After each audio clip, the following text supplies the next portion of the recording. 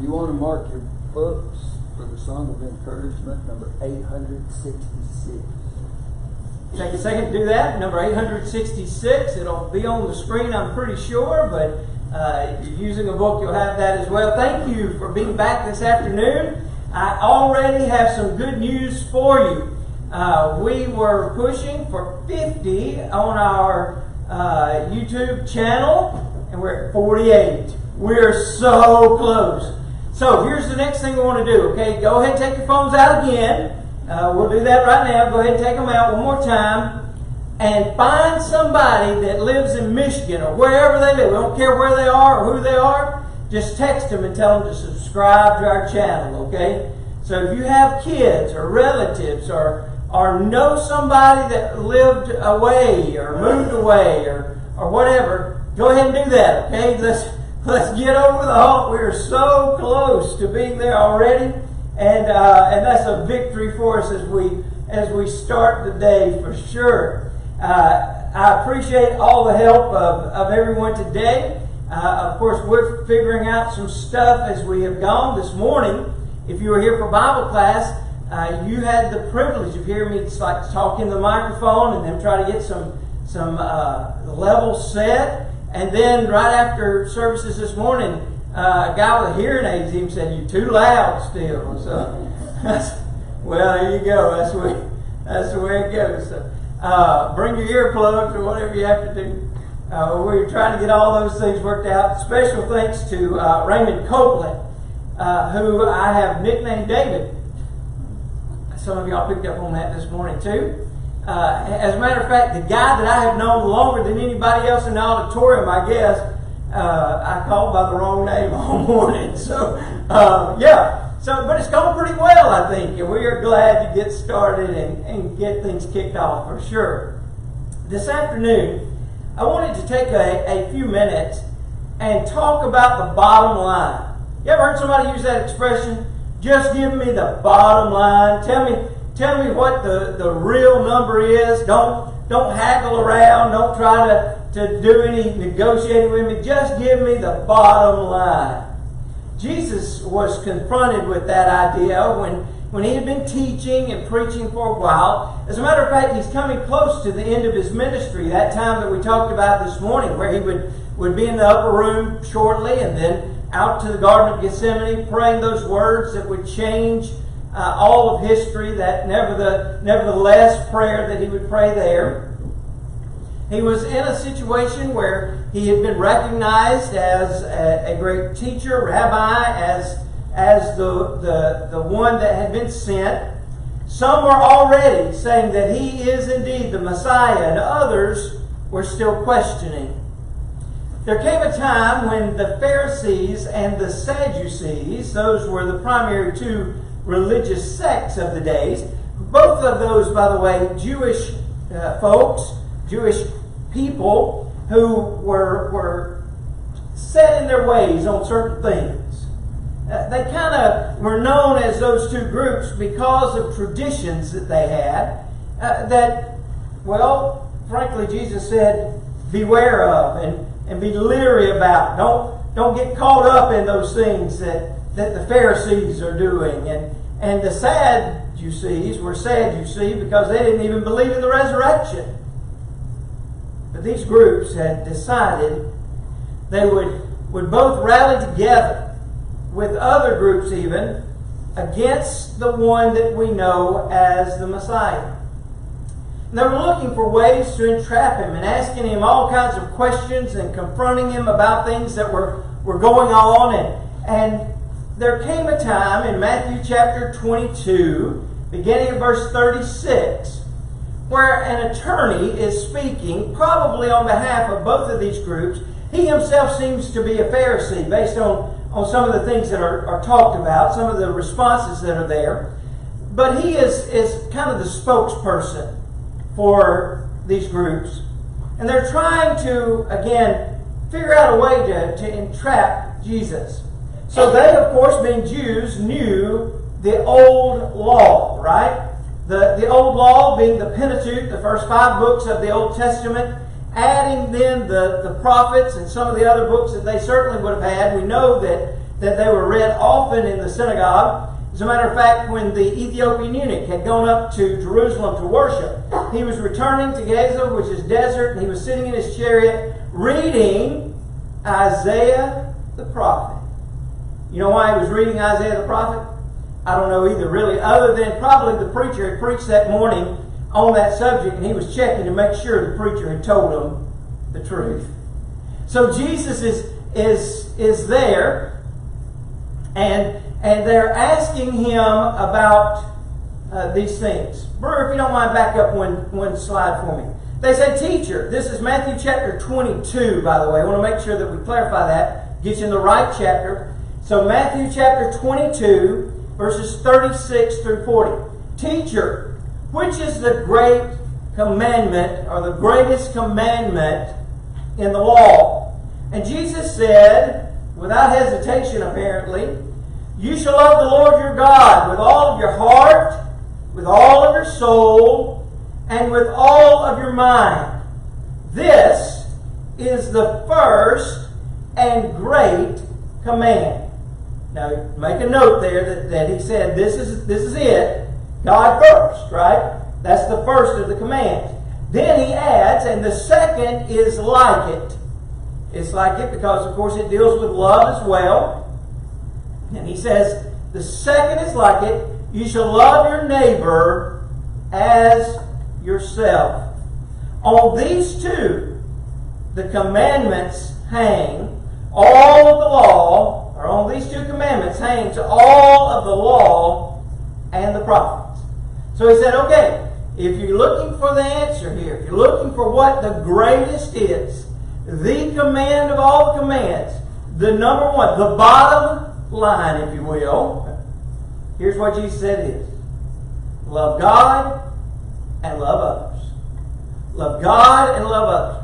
Now, there were a lot of commandments in the law, though.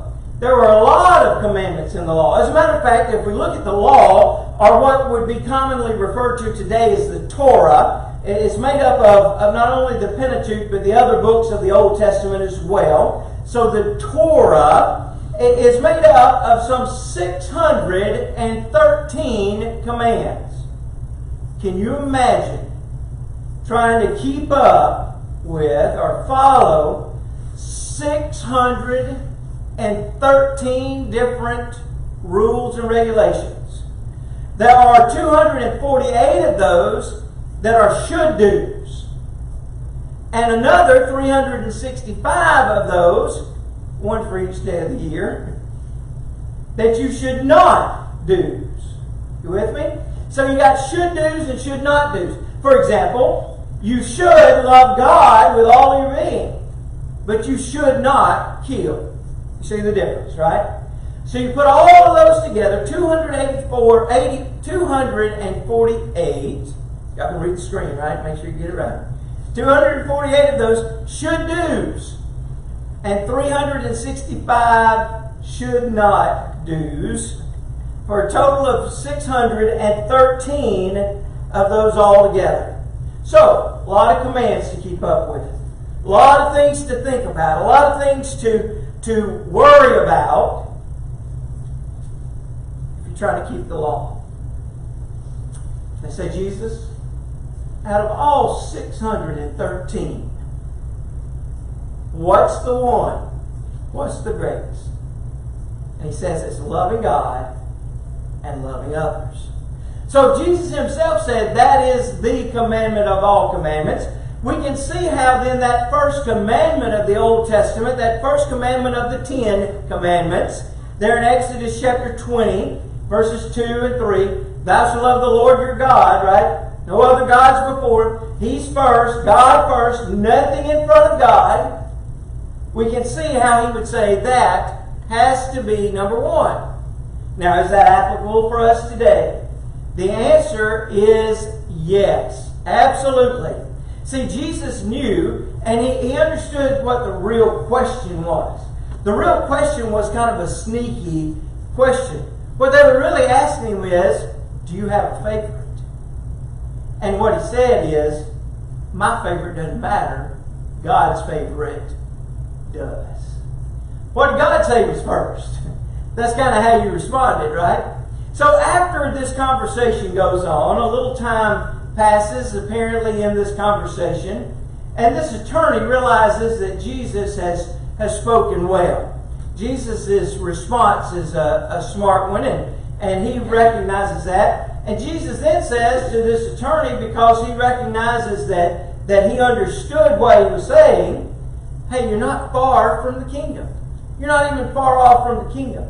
See, this all started or stems from the text way back in the Old Testament book of Deuteronomy. Deuteronomy chapter 6, verses 4 and 5 is the Old Testament book, part of the Pentateuch, where the Bible originally said, "Hear, O Israel, the Lord our God, the Lord is one." Now watch what he says. See if it sounds familiar. "And you shall love the Lord your God with all of your heart, with all of your soul, and with all of your strength." So from the very beginning, from the time God implemented the rules and regulations, from the time that he says to mankind, "I love you," what he has asked us to do is love him back. Sounds like some of y'all in school, doesn't it? Remember when you used to write a note to some old boy or some old girl and put on there, "I love you. Do you love me?" Check. Yes or no. And we were all hoping for the same thing, weren't we? What were we hoping for? That they would check the yes box. We didn't want to get one back that said no. We were hoping that they would check the yes. God has presented a love letter, if you will, to us that we call His Word the Bible. And you know what He wants us to do? He wants us to check the yes by faithful obedience. That's how we do that, right? We check the yes box through faithful obedience. But if we break this down, if we look at this idea from Deuteronomy, what we see is, first of all, that love of God has to be with our whole heart. It has to be a passion of ours. You heard somebody say, "I'm passionate about something"? Maybe somebody says, "I'm passionate about banana pudding." And somebody else says, "No, that's disgusting. You ought to love chocolate cake." Or, how about this? Muffins with mom. That's next Sunday morning, by the way. Right away. So, we see maybe something that we're passionate about, right? Somebody's passionate about their sports team, and we would say, "Hey, man, he really loves their team. It's all over their car. They wear it on themselves. They're just covered in it. They're ate up with it," is what somebody might say, right? What are we seeing there? Well, that it's a passion. It's a matter of heart, right? It's a heart tug. And this idea of loving God with all of our heart means that He deserves our passion. I want to encourage you to be passionate about serving God. As we are passionate about serving God, others will see that, and the result will be attracting others to do the same. Sometimes people are passionate about something and convert all of the folks around them to be passionate about it as well. Have you ever seen that happen? I know this couple that lives across the street from us, and she is absolutely passionate about her sports team. And as a result of that, you know what happens? Her husband has spent lots of money on motorhomes and all sorts of clubs. Now, he's kind of passionate too, I guess. He has become passionate, but he even has said to me one time before, he said, "Because she loves it, I do too." Guess what happens if we implement that same principle when it comes to serving God and loving God? People around us will say, if they are so passionate about it, maybe we should be too.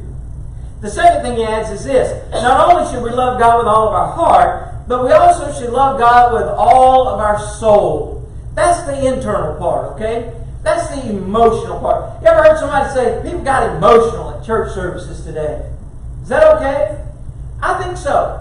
I think we should have emotion involved in what we're doing. You know, sometimes things make me sad.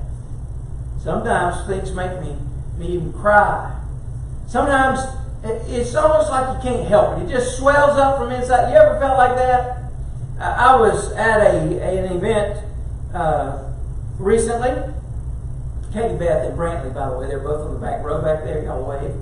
That's my son and his girlfriend. They both graduated college over this past weekend. One on Friday, one on Saturday. So congratulations to y'all.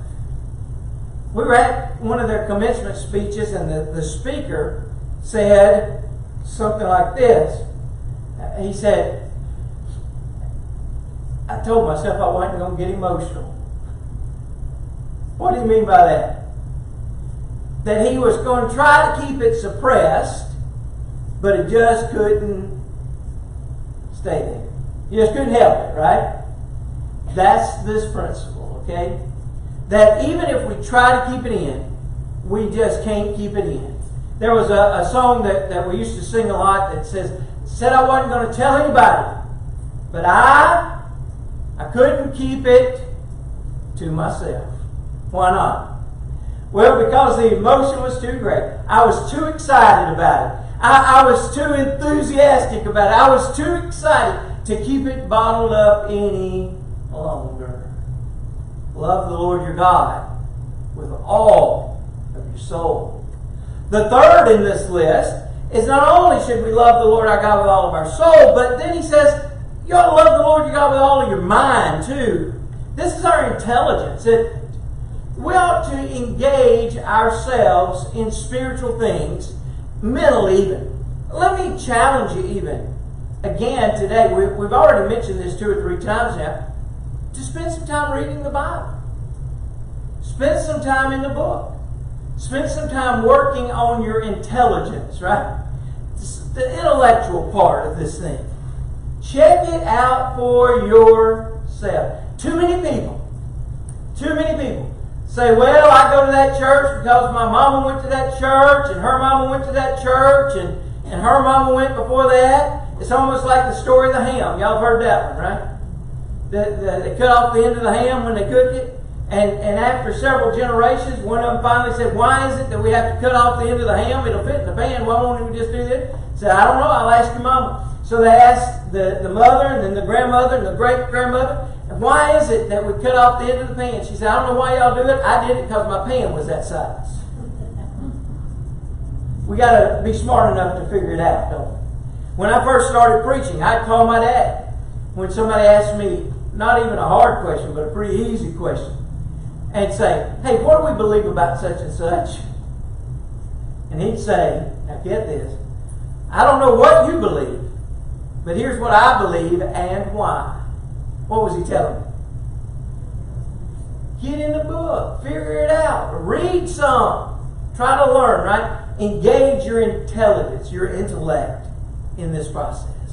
Then the fourth one is this, that we should love the Lord our God with all of our strength. Does it take some effort sometimes to be here? Absolutely it does. Some of our folks go extra miles to get here, to get up, get ready, get everybody else ready, to do what needs to be done. But as God gives us breath and strength to do so, we should keep it up, shouldn't we? We should keep it up. God gave us this body to use in His service. And so we ought to do just that. We ought to keep it up. Keep working. Keep going. Don't quit. Right? We got to keep walking. Got to keep moving in God's direction. There's so many songs about and teachings about this idea of moving forward. Right? We've been talking about it today even. Keep moving forward. It's one foot in front of another. Right? And when our bodies become weak and tired, and we look back and we see, as the poet would say, only one set of footprints, we should be reminded that He's carrying us. Because He loves us. He gave us our body and our strength to use in His service. Sometimes I hear people pray, specifically at lunch or around a mealtime, this will happen. Somebody will say, Lord, thank you for this food. Help it to nourish our bodies, and our bodies to thy service. And I don't know that we preach on it very much, but this is that. See, Jesus himself included it in his sermon, in his teaching here. He included using our abilities, our strength for God. It's important to do that. It's important to be on the move and do it his way.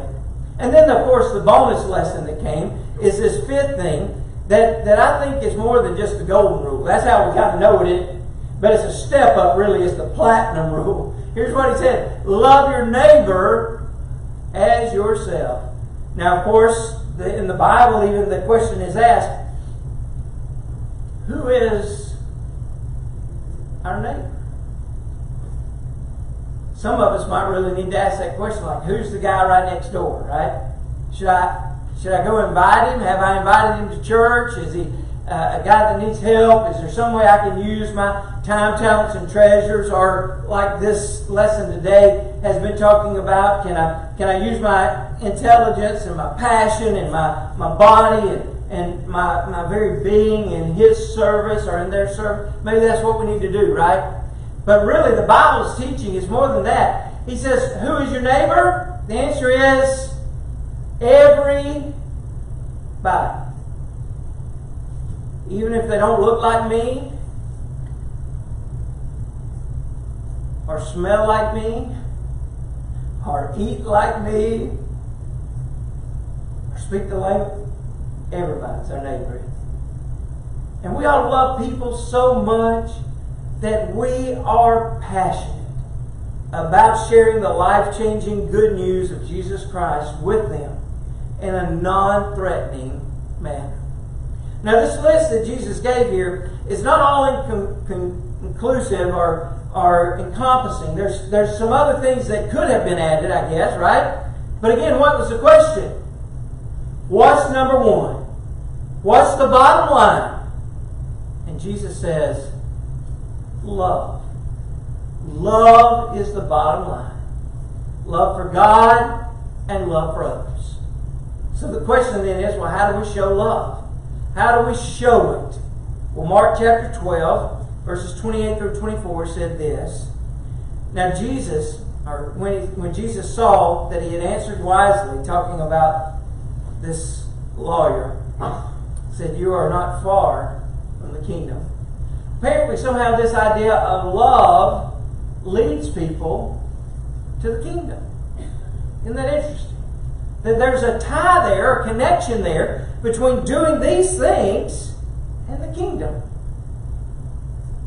So if we love God, we'll faithfully obey his plan. It'll get us added to, if you will, the kingdom. Get us into the kingdom. And if we'll stay faithful to it, it'll get us to the heavenly kingdom. The question is, where are we? Are we responding to the bottom line? Are we saying, okay, God, I see what you're saying. I understand that my job is to love you and to love others, and I am recommitting today to doing just that.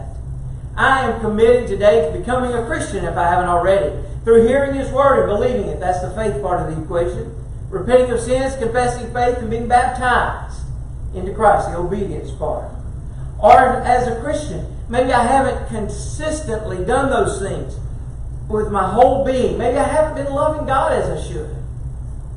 Maybe I just hadn't been able to get my body in gear to get here on Wednesday nights and Sundays and some of those things. Maybe I just haven't been faithful as I should. Or maybe there's some other area where I need to recommit to faithful obedience. Well, then here's your chance. God loves you. He wants you to love him back. The way to show him that you love him and that you're committed to his cause is by saying yes to him in loving response to his invitation. He's inviting you to come. You need to do so without delay. Meet one of our shepherds down front, and they'll be there to assist as we stand and as we sing. of thine affections, and nailed to the cross. Is thy heart right with God? Dost thou count all things for Jesus but loss? Is thy heart right with God? Is thy heart right with God? Washed in the crimson flood, cleansed and made holy, humble and lowly, right in the sight of God. Hast thou dominion o'er self and o'er sin? Is thy heart right with God? Over all people without and within, is thy heart right with God? Is thy heart right with God? Washed in the crimson flood, cleansed and made holy, humble and lowly, right in the sight of God. Are all thy powers under Jesus' control? Is thy heart right with God? Does each moment abide in thy soul? Is thy heart right with God? Is thy heart right with God? Washed in the crimson flood, cleansed and made holy, humble and lowly, right in the sight of God. Hey, thanks for listening so well again today. We appreciate you for being here this afternoon. By the way, we are only 2 away now on the YouTube thing. Are we up? We're above? I'm getting word now that we are officially over. We're at 52. So good job, guys. We got to where we needed to be. So Raymond, or David as I like to call you, if you'll do whatever we need to do next now, okay? Because we're ready to proceed with that. Thank you for helping with that, by the way. And maybe we can get 50 here Wednesday night too. Let me just mention to you, on Wednesday nights, it starts at 6, contrary to popular belief. I showed up at like 6:10, and they were like already started. So it starts at 6 o'clock on Wednesday nights, and Benny's teaching a great series right now on prayer. We want to encourage you to be here for that. So 6 p.m. Wednesday night. Remember to put God first every day of your life, walking by faith and not by sight. The Lord's Supper's been left prepared for those who were not able to attend this morning. Do we have anybody in attendance that needs to partake? All right. If not, we'll close with number 302. 302. In Christ alone, my hope is found. He is my light, my strength, my song. This cornerstone, this solid ground, firm through the fiercest drought and storm. What heights of love, what depths of peace, when fears are still, when striving cease.